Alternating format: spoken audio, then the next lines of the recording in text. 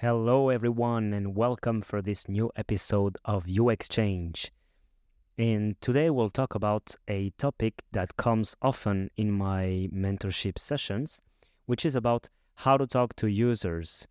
So it's a question I get asked a lot: how to talk to users, how to make users feel at ease, and decrease the bias as much as possible.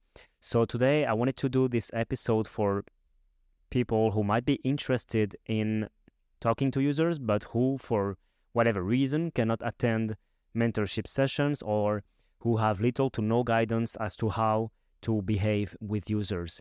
And as well, this episode is intended for soon-to-be UX researchers or junior UX researchers who want to gain and practice some skills, but not only. It can be from people outside of UX researchers as product managers, designers who want to do more UX research and who maybe don't have the time to dive into extensive topics, extensive resources on this topic, such as psychological books or articles or all of that. Since it's something that I'm doing since approximately 10 years, talking to users, it's also, you will see throughout the episode, something that comes with experience. So although I will tell you some techniques, some guidance as to how to maximize your sessions with users, ultimately, please do not beat yourself up. It's something that will come with experience. And even though you know how to do things, it's only through practice that you will improve. It's ultimately, I think it's like a bit of an art in the end. There is some guidance and some theory behind that, but ultimately you will improve like with any practice in the end. Before I move forward, I want to tell you that this episode is raw, so I cannot edit all the episodes, and I'm sorry in advance for any mistake or any silences that I'm gonna make, but I cannot edit this episode, and at the same time, I think it helps me to be more lively, let's say, during the episode and to be more authentic. But if you do not feel that way, please, again, head to ux-change.com. I repeat, it's ux-change.com, and tell me if you would like me to do otherwise. I am super happy to adapt depending on your feedback. Okay, let's begin. So, to begin, before diving into the topic extensively, I will talk about the several points that we will cover. So first of all, I will talk about how to build rapport with your participants, then how to put the participant at ease, the fact that it can begin before an interview, the aspect of building rapport. Then I will talk about the natural flow of an interview, although this topic I will cover it more extensively in an upcoming episode. Then I will speak about how to be more present in the moment when you're conducting an interview, which helps ultimately your participant to feel more at ease. And I will finish with some do's and don'ts of speaking with participants. So without further ado, let's begin with the rapport. How can you ultimately build rapport with your participants? First, let's agree on a definition of what is a rapport. So I do not have a clear definition, but rapport for me, it's kind of the relationship you have with your participant. And for me, it's the perfect in-between, being a perfect stranger and being a friend. It's the in-between. It's maybe the relationship you start to have with someone when you're stuck in an elevator. I mean, stuck. When you are both using it and you're waiting to go out, but it's kind of something you try to build. It's this idea of beginning from the unknown and starting to know the person and feeling a bit more at ease. Or not, depending on the conversation, depending on some non-verbal aspects, and we will cover all of that. So the idea, when you speak with participants, the idea is to try to build a rapport as much as possible. And so, yes, it's all about trying to make the participant not feel as a total stranger. And so this can begin even before the study, even before the let's say, the physical study, the one-to-one user interview, by communicating well the study details, for instance, by working on the communication that you have with your participant to plan the study. So, for instance, you collaborate with your XR ops who will recruit your participants, or maybe it can even be you who recruit the participant. But ultimately, if you want them to participate, you will have to talk to them at least by email or any other channel. It might be a phone call, it might be anything, but you will have a first contact with your participant. And a related idea is that this will also help, by working on that, you will also help to improve, let's say, maybe not necessarily improve, but at least communicate the right image of your company or of your institution or the place you're working for, basically, because how you will communicate with your participants should reflect the value and the vision and the image that your company or your institution wants to provide. So if your company, imagine, is manufacturing some products and in the marketing they speak a certain way to their customers, you will have more or less to adopt the same principles, because ultimately you will be, let's say, the first contact point between your customer and the company. So you have to reflect these values and you have to match them so that it's not completely dissonant in your participants' mind. So this is the first thing that will help. So improving on the communication even before the interview. And at the same time, your customer will not feel as you are a total stranger, will not feel as the company is a total stranger. And I can tell you from my experience as well, it will greatly reduce their fear of talking to let's say, the company. In this case, you are representing the company. And not necessarily fear, but maybe intimidation or maybe stress, or maybe sometimes it's even admiration, but in a way that they kind of freeze when they interact with you. Or at the very minimum, they are biased because they want to please you or because they feel they are very loyal. And so this might bias their answer. And so you want to minimize that as much as possible. So in order to do that, you will have, again, to work on this communication aspect before conducting the interview with the participant. And so how can you do that? Basically, you can, practically speaking, you can implement a template for your emails or for all your written communication channels. It can also be by phone. Why implementing a template? Because you will have to do this often. You will have to reproduce this with several participants. Of course, the goal here is not to sound mechanical or to sound like a robot or a machine, but at least you will reproduce this communication you want to provide to your participants the same way to everyone. And then if there is a problem, let's say, to configure a slot for the interview, then you can answer something more personal with a more personal touch, always being in the realm of the image you want to communicate from your company, okay? But this is the idea. So always remain friendly, always remain accommodating for the participant. And in the template, if there are people who are interested, please contact me through the website I mentioned at the beginning, but I can provide you with a framework or a template to communicate with your participants beforehand. But basically, you would like to include things such as the goal of the study, what data you will gather, why they are participating. By that I mean what value they will provide to the company. What are you expecting from them in terms of knowledge you want to acquire? Also, some details regarding the practicalities. So, for instance, how long is the study going to last? If they are required to sign any papers and so on, that they can leave at any time, that there is absolutely no right or wrong answers, that there is absolutely no judgment, that this study is confidential, and so on and so on. This will really reassure them. And of course, in any case, these kind of topics, the last ones I mentioned, such as no judgment, no right or wrong answers, no communication of their information, all of that is kind of legal, let's say. In general, you cannot share any data about your participants. And in general, they know that, but sometimes they don't. So it will reassure them. Also saying, for instance, you are not the designer of the app, so that they can provide any raw feedback, and any kind of feedback will ultimately help improve the product. So this is everything that happens before the interview. And again, you can do that with one message or two, or an email or a phone call or whatever, but also answer any kind of questions they might have, reassure them as much as possible.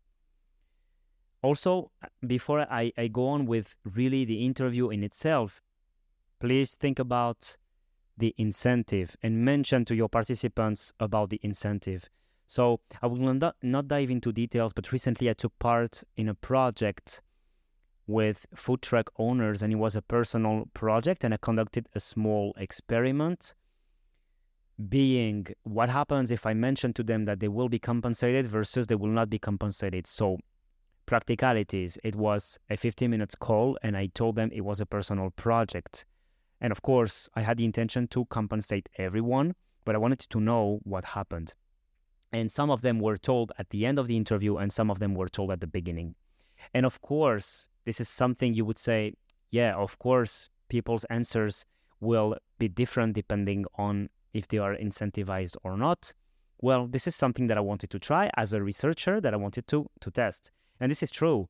When people know they will be incentivized, things change radically. So, and this is perfectly understandable. They are giving us time. So whether they are customers or B2B, you have to mention how they will be incentivized, or if you cannot, you have to mention that they will not be incentivized, so that they do not have false expectations. But not only that, also the fact that they know by participating that this is not paid, and so you will have genuine interest in your study, basically. Or if they are paid, yeah, sure, they are paid, but they will provide something in exchange. So you will have also genuine interest. But the idea is to match the expectations with their reality.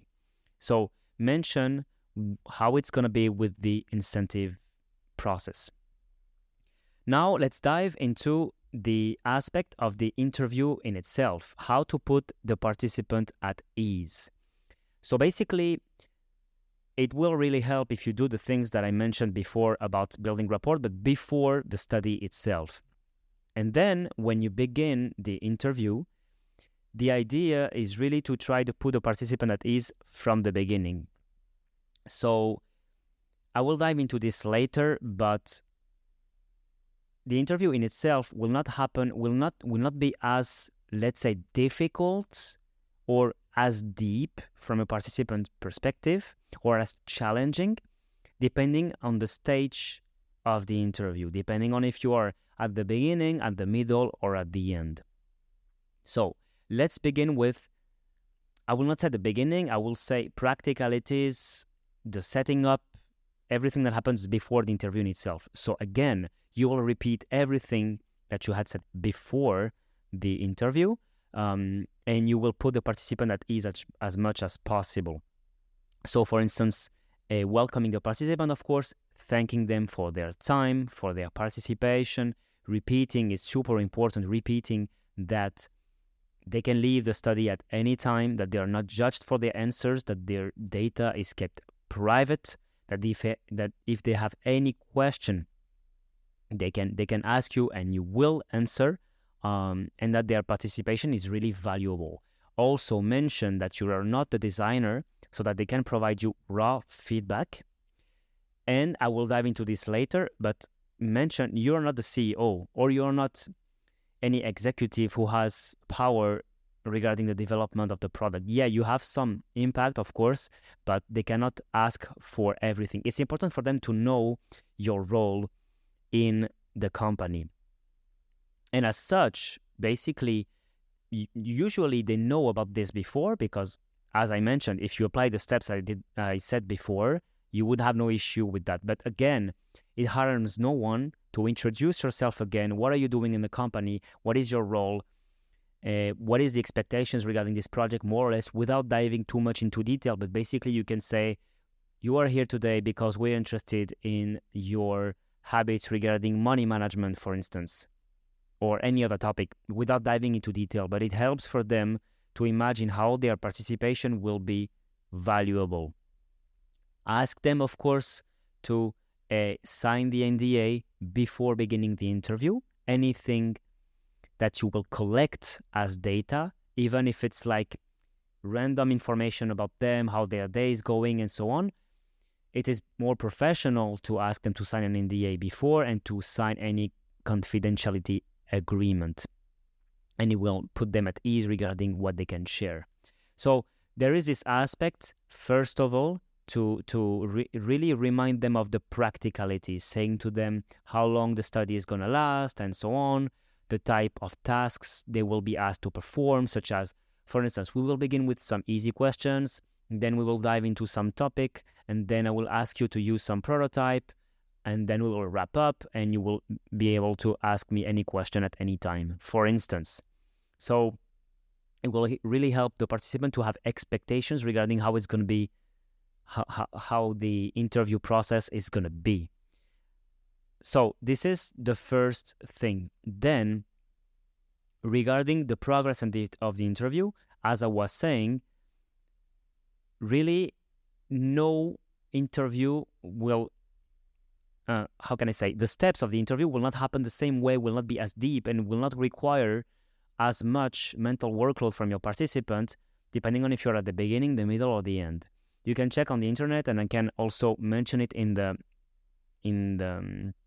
notes of the podcast.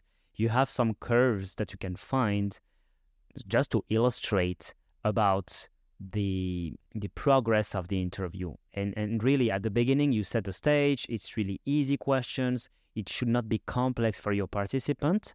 And then you will dive into some deep details regarding really the topic in itself that you want to study. And then in the end, it will be easy again to wrap up.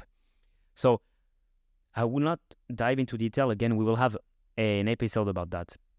But basically, you begin the interview with some questions that are not related to your product or which are not related directly with the topic at hand. Begin with centering your interview on your participant.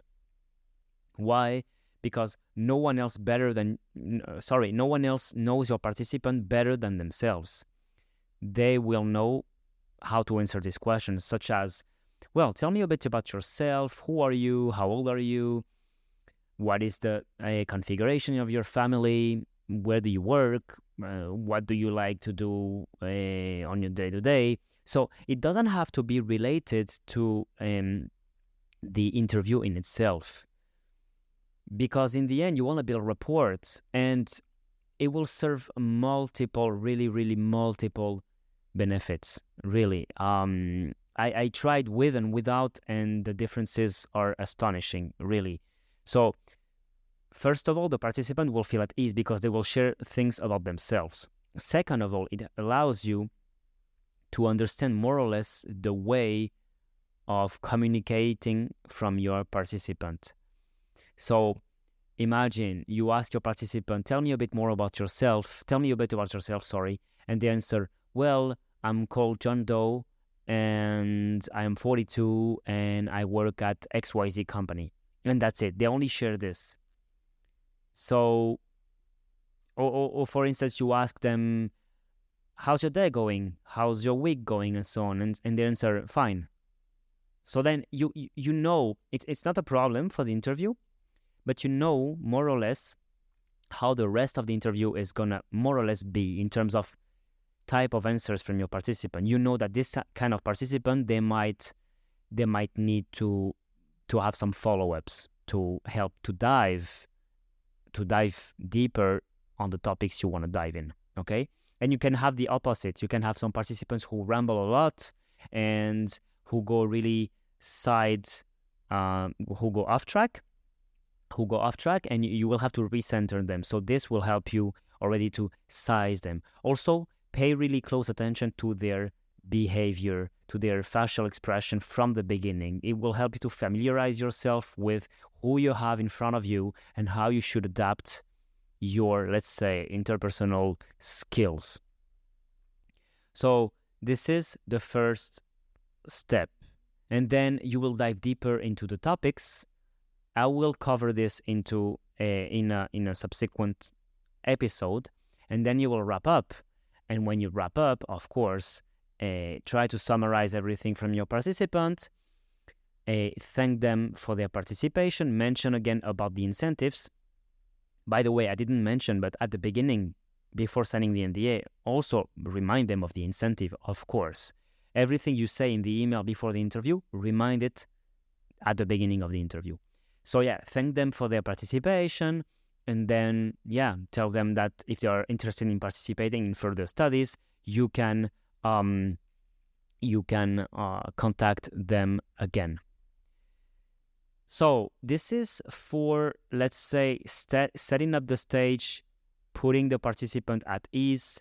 Now I will talk about something that will also help for them to feel more at ease during the interview, or at least for the discussion between you and your participant to be maximized, so that the potential return on investment, let's say, from this time is maximized.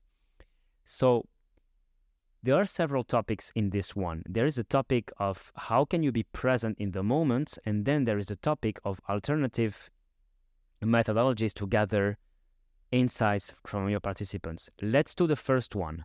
So how can you be more present in the moment? Well, first of all, I will advise you, and this is what I say to every one of my mentees, and a lot of them tell me, well, we have a transcription tool. No need to have a note taker.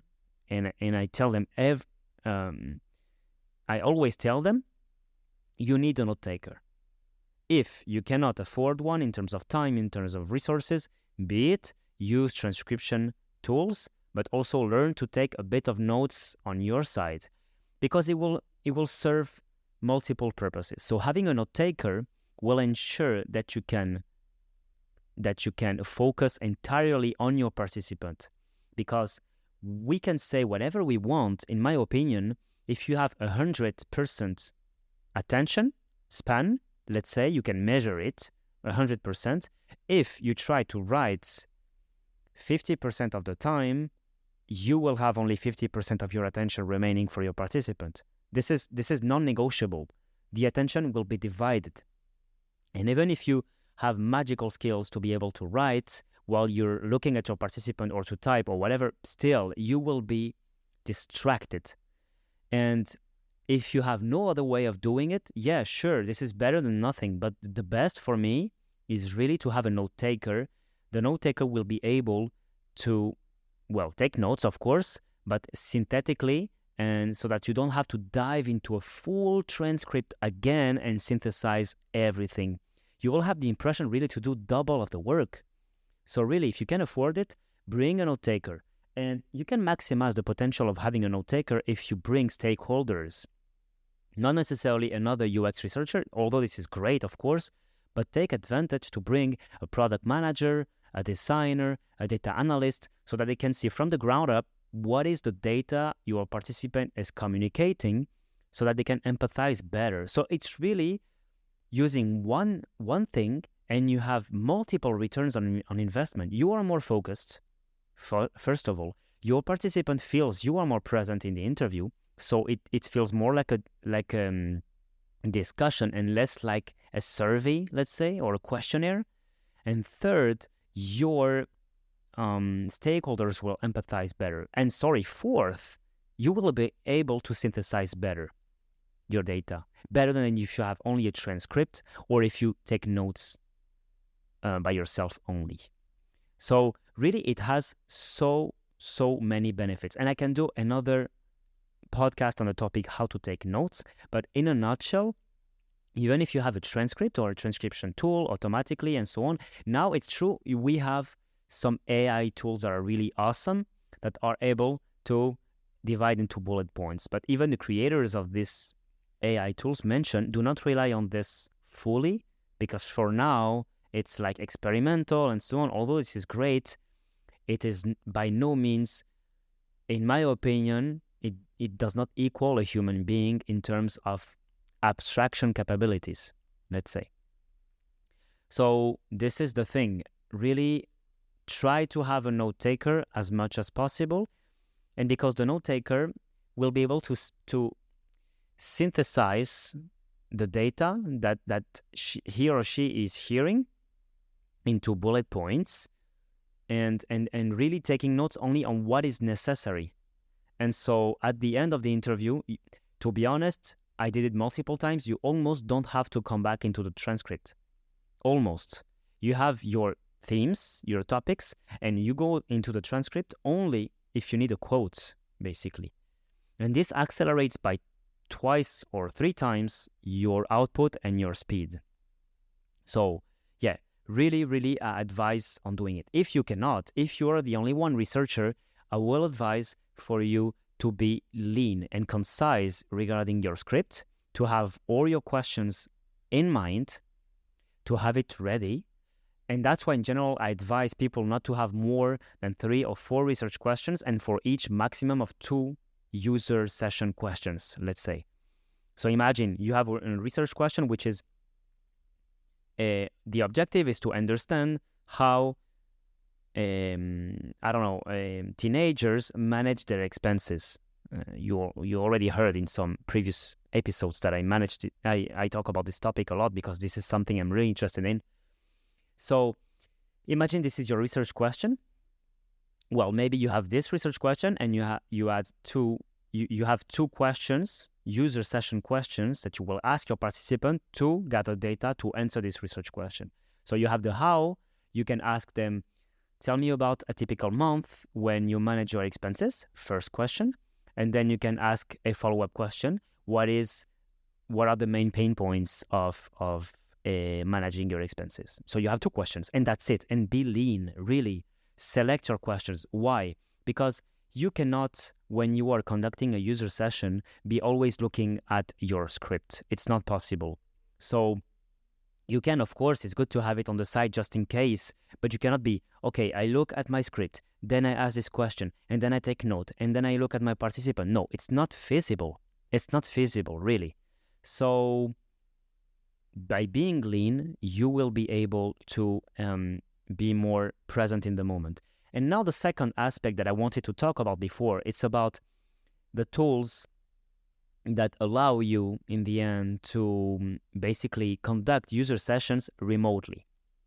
So, okay, this is a really sensitive topic because I know some companies, they only use this kind of tools. And I have nothing against these tools, first of all. And second of all, the opposite is also true. I am not sponsored by them and I am not a fierce defender of these tools. Because again, when you're a UX researcher, you understand that all of these tools, they are here to serve a purpose.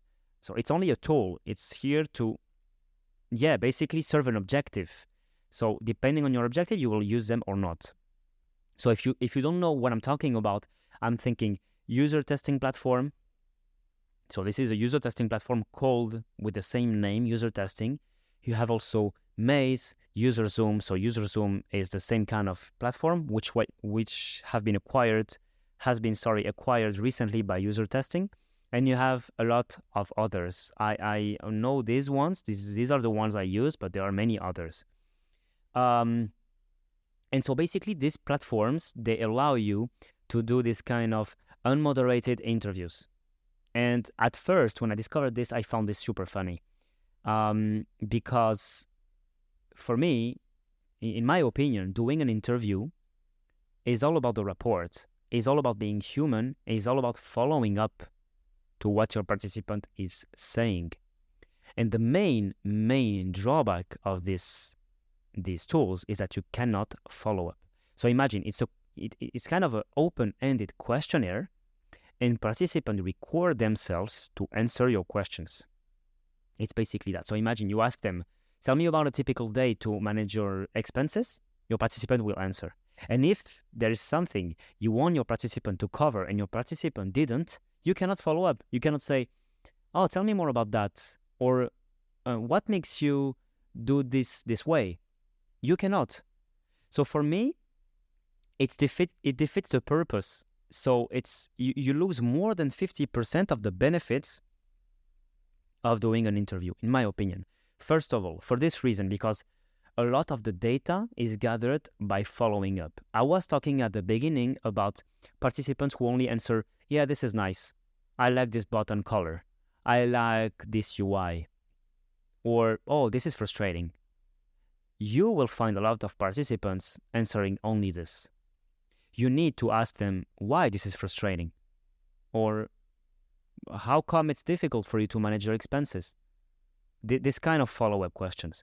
This is only this way. If you come to your designer, if you go to your designer saying, well, your UI is frustrating, your designer will ask you why. Why? I need to know what is frustrating so that I can change my design, right? And so if you rely only on these platforms every day to do every kind of research, you cannot ultimately, you will be able, depending on how you phrase your questions, but in my opinion, you are severely handicapped if you use only that. That's my point. So if you need to do deep exploratory research, maybe it's not the best tool. For a second reason as well, is that this whole episode is about building rapport. It's about putting the participants into context, putting the participants at ease. What is the big difference with these tools? Well, they're talking to a machine. They're talking to a computer. They're not talking to a human. And even if they are talking to a computer, well, there is nothing human about that, to be honest. It's only a question displayed on the screen, and that's it. And they record themselves. So, yeah, for sure, they're incentivized, and maybe this is what helps to mitigate a bit the negative points.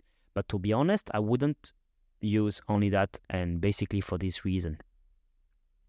Okay, and so this is approximately what I wanted to tell you about how to talk to users during interviews by building rapport, putting the participant at ease at the beginning, also how to talk with them before the interview even begins.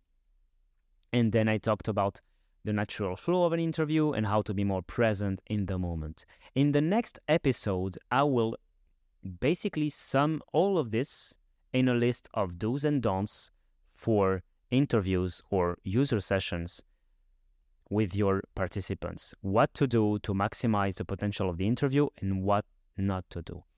And again, I really thank you for listening this episode and the rest of the podcasts. If you stumbled across this episode, I encourage you to go over the other episodes and rate me on the platform you're listening this podcast on. Really, it will really help me to gain more visibility.